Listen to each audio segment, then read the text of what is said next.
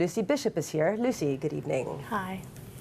So another incident for Uber. This company just keeps getting itself in hot water, doesn't it? I know, it's unbelievable, and it's actually been banned in so many countries across the world, in parts of the US, India, Japan, and even in South Africa it has suspended operations. But authorities have clamped down. They've actually started clamping Uber vehicles because it's operating without a license. But it's a difficult one for Uber because they have different legal strategies in every one of these countries. Is there any concern amongst investors that Uber's liabilities could overwhelm its market cap at some point? Well, not its market cap, it's still in private hands, however.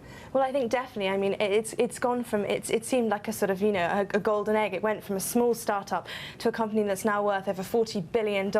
I think that the legal problems could really overwhelm it. For example, in the US, there's a lawsuit that's just been classed as a class action suit because Uber drivers want to be classed as employees, not independent contractors, so they can claim back expenses like vehicle maintenance and fuel costs. And that's a problem that you just described with all of the sharing economy, isn't it? And it could have some real implications for employment in the developed world. If these people are considered employees, they become a lot more expensive. Well, exactly, and I think that could definitely add to the costs. And I think that's what we've seen with the internet, with the rise of the internet, is that these sharing companies, they're sort of a marketplace for people who want to provide a service and people who want to use a service. And I think you've definitely seen companies like Airbnb really shaking up established industries like the hotel industry. And these lawsuits, do they put this business model at risk? Well, definitely, I think, and it's lots of countries have actually completely banned Uber, and these lawsuits, they're coming from all over the place. They're coming from their class action suits, they're coming from governments, and I think definitely it could definitely put this new model of business at risk. And what's happening in the UK? How are the battle between Uber and the black taxi drivers? Who's winning that one?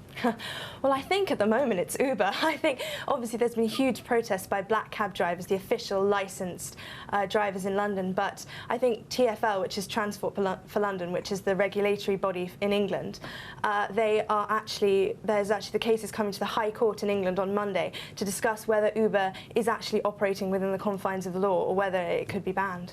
And the CEO of Uber, Travis Kalanick, has really put a lot of noses out of joint. He's got a brash American style. Will he be here during the duration of that hearing? I don't think so. I think he'll probably keep quite well away from that. Are you an Uber fan? I am an Uber fan, actually, just because I think that some of the way they operate can be a bit, it's not quite above board. But I think the way it's providing an alternative service for consumers at a cheaper price, I think especially in England, the black cabs have had the monopoly on the market for so long. I think although the way they operate is not quite the way it should be, I think the idea is right. Brilliant. Lucy, thank you very much indeed. Thanks for joining us.